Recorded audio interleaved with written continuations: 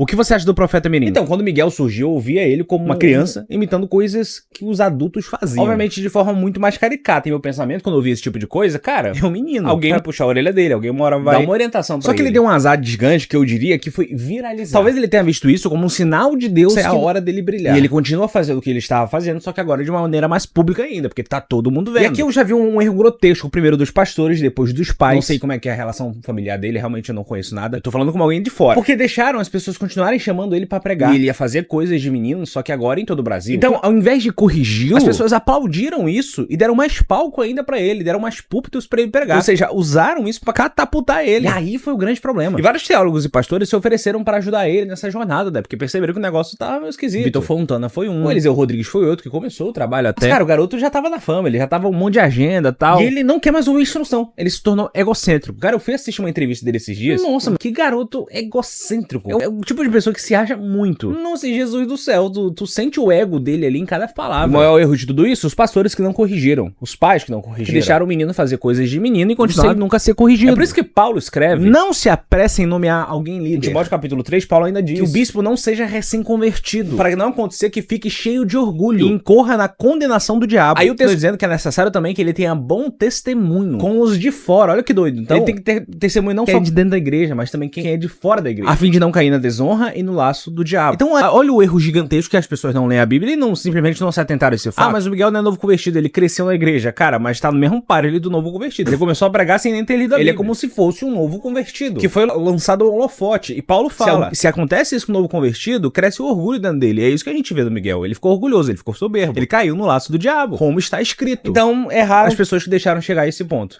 E na minha visão, existem 3 futuros pro Miguel. Ou ele se arrepende, porque sim, ele cometeu vários erros nesse caminho. A gente vê esses erros se propagando de muitas maneiras entre as mídias. Agora, recentemente, ele fez uma live pedindo pix, uns dentes novos e tal, que a gente sabe que o negócio de dente é caro. Se ele se arrepender, ele tem que sair do estrelato, ele tem que voltar ao banco, ele tem que voltar a estudar. O que eu não acho que vai acontecer. Porque quem tá lá em cima é muito difícil de querer descer pra aprender de novo. O segundo caminho dele, ele se torna cada vez mais um desses profetas sensacionalistas. Só que tem um problema. Ele ainda é uma criança. Não tem base pra aguentar isso. Gente sem base, uma hora cai. É como construir uma casa numa areia. Jesus mesmo disse: cara, você tá construindo sua casa em uma areia. A base não é firme. Quando vier a tempestade, cai. Não é o que eu desejo pra ele. Mas infelizmente, é esse o caminho que eu vejo. Geralmente esse tipo de pastor são aqueles que amam o dinheiro, amam os aplausos, aparecem nas mídias toda hora. Mas o pior é que vai ter gente que vai continuar acreditando, vai ter gente que vai continuar dando dinheiro, vai ter gente que vai continuar indo. Porque o problema não é só os pastores sensacionalistas, são as ovelhas burras que não leem a Bíblia e acreditam nessas coisas. E a terceira talvez seja o pior caminho que eu imagino, ele se desviar, e se afastar de Jesus e apostatar da fé. Talvez alguns vão dizer que o segundo seja o pior caminho, porque, cara, uma hora a porrada vai ficar muito, ele não vai aguentar, e sem base não tem como se segurar na fé. Se você ter alguém de fato ali do seu lado, irmãos que cresçam com você, se você se acha melhor que todo mundo e acha que todo mundo é inferior a você, irmão, você não vai aguentar. Eu mesmo tenho um pastor, você acha que eu não? Eu ligo meu pastor de vez em quando: ô pastor, tô na bad aqui. Ontem mesmo, cara, eu tive uma sessão de 4 horas conversando com o meu pastor, porque isso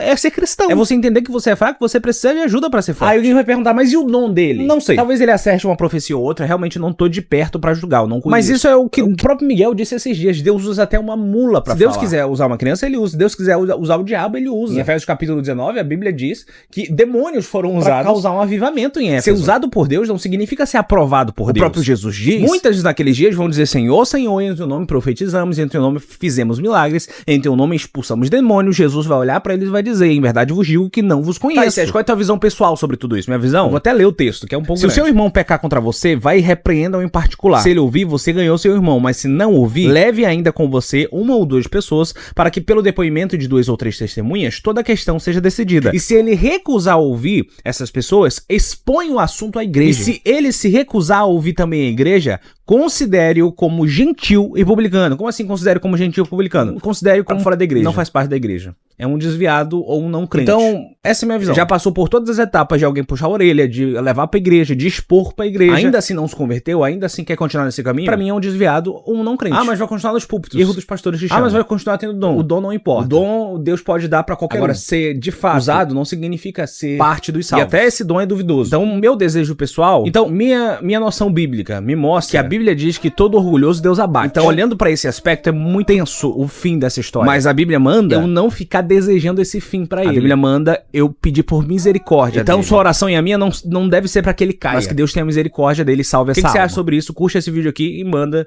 pra quem também tem dúvidas sobre esse assunto.